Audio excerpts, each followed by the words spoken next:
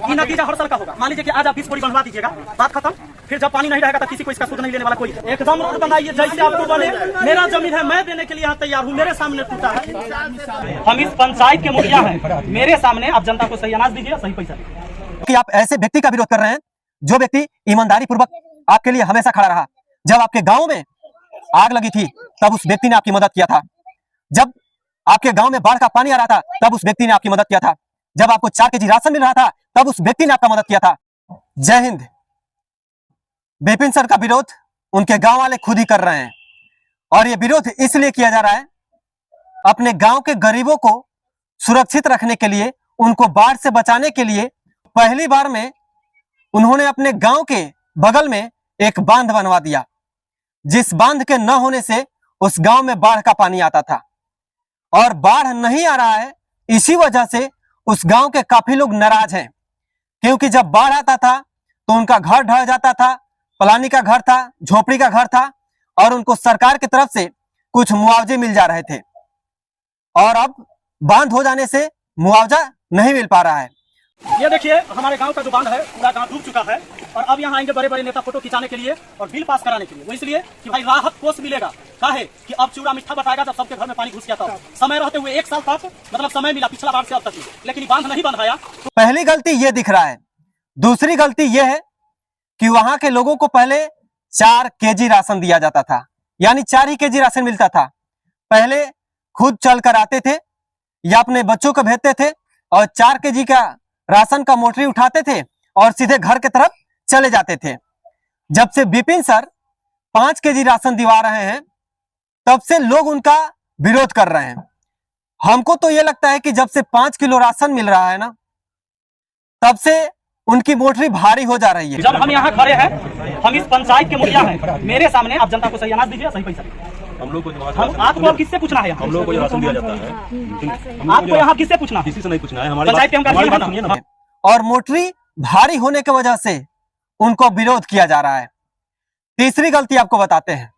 तीसरी गलती यह है कि उस गांव में सही से स्कूल की व्यवस्था नहीं थी और विपिन सर के आने के बाद उनके गांव का सरकारी स्कूल का चमक दमक और रौनक इतना बढ़ गया कि लोगों के अंदर भावना जगने लगी कि अपने बच्चों को पढ़ाना चाहिए।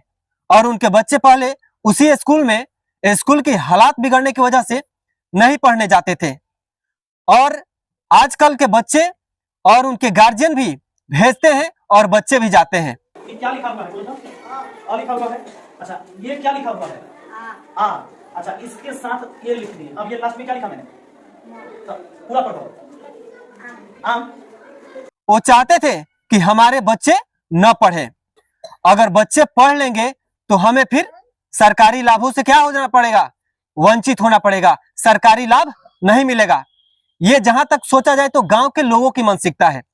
चौथी गलती यह है कि विपिन सर ने चौथी सबसे बड़ी ये गलती कर दी कि लोगों को शिक्षा के प्रति जागरूक करने लगे, लोगों की समस्याओं को सुनने लगे, लोगों को अपना सब कुछ जानने लगे और वो नशा नहीं करते हैं।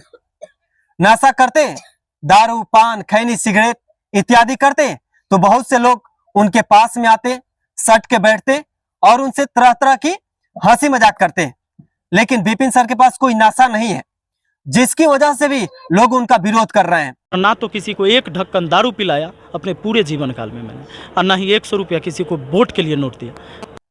क्योंकि जाइएगा तो बहुत ऐसे प्रत्याशी हैं जो नशा करते हैं और उनके पास गांव के वो नशेड़ी लोग आकर बैठते हैं, हंसी मजाक करते हैं और एक दूसरे से पैक भी लड़ाते हैं। जो सब नशा यानी किसी प्रकार का नशा विपिन सर का पास नहीं है और इन सब चीजों की वजह से लोग भी उनका विरोध कर रहे हैं। हमें जहां तक लगता है कि कहीं ना कहीं उस गांव के अंदर और लोगों के अंदर शिक्षा की कमी है।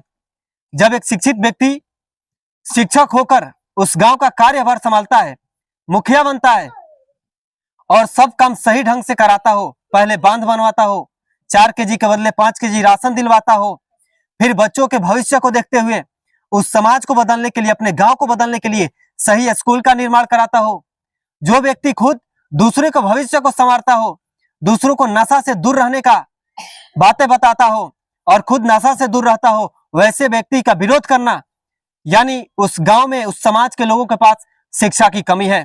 मैं तो यही कहूंगा कि आप लोग शिक्षित बनिए, जागरूक बनिए, क्योंकि आप ऐसे व्यक्ति का विरोध कर रहे हैं जो व्यक्ति ईमानदारी पूर्वक आपके लिए हमेशा खड़ा रहा। जब आपके गांव में आग लगी थी तब उस व्यक्ति ने आपकी मदद किया था।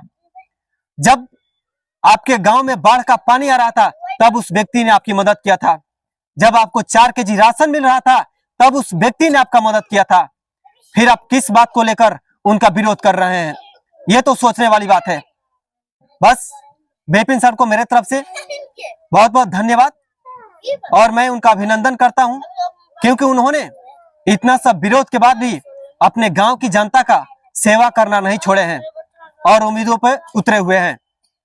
जय हिंद, जय भारत।